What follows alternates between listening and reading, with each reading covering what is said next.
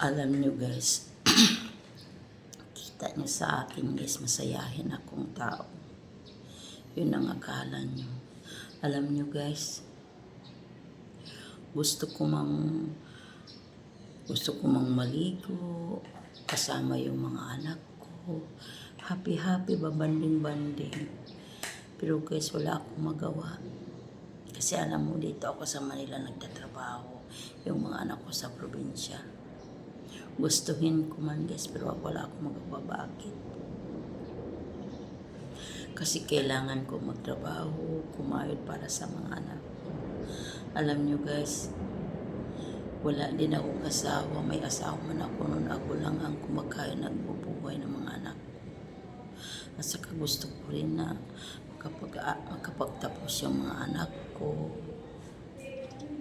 Makapagtapos hanggat makapagtrabaho, makapag-asawa, makita ko yung mga apo ko guys. Kasi alam nyo guys, kung hindi ako magkayod, kawawa yung mga anak ko, hindi makapag-aral, wala silang kakainin.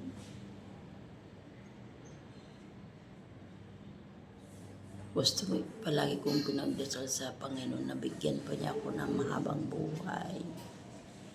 Gusto ko pa magagabayan yung mga anak ko hanggang sa makapagtapos sila ng pag-aral, makapagtrabaho, makapag-asawa. Kasi alam nyo guys, na ano talaga yung ano ko, nag-worry talaga ako. Simba ko lang na mawala ako dito sa mundo.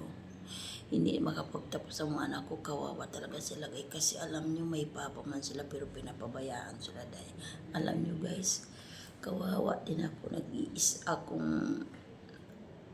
Nag-isa akong tumataguyod sa mga anak ko.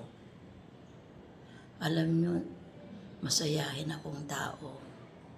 Palaging nakangiti. Hindi niya alam, sobrang dami ang pagsubok na duman sa buhay ko. Pero tinatawa ko lang. Pero past naman yun, nakaraan na yun.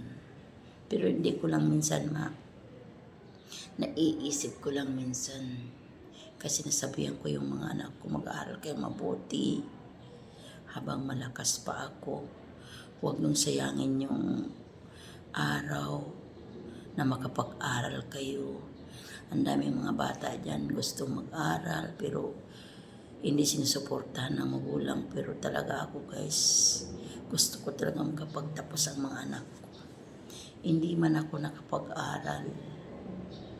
Grade 4 lang din na natapos ko, pero salamat sa Panginoon. Binigyan ako niya ng blessing. Kahit grade 4 lang ako, pero may trabaho akong matino. Trainer pala ako sa isang agency dito sa Mother's Way. Pasalamat din ako sa madam namin na binigyan niya ako ng chance. Trainer po pala ako, taga-turo ng aplikante na mag-a-abroad sa ibang bansa at saka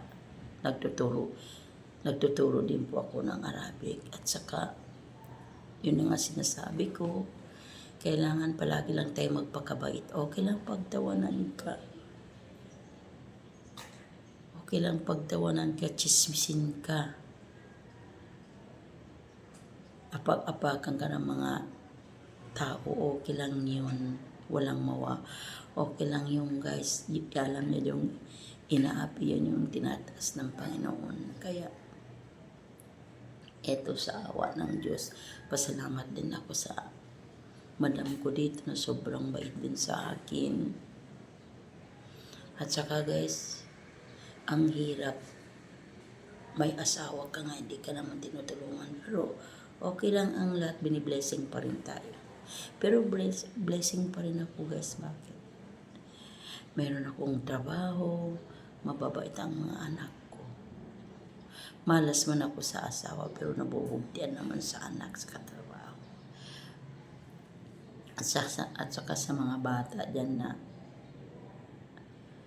habang pinapag-aral kayo ng mga nanay niyo, huwag niyong sayangin. Huwag niyong sayangin yung pagod ng mga magulang niyo, mag-aral kayo mabuti. Kaya yan lang.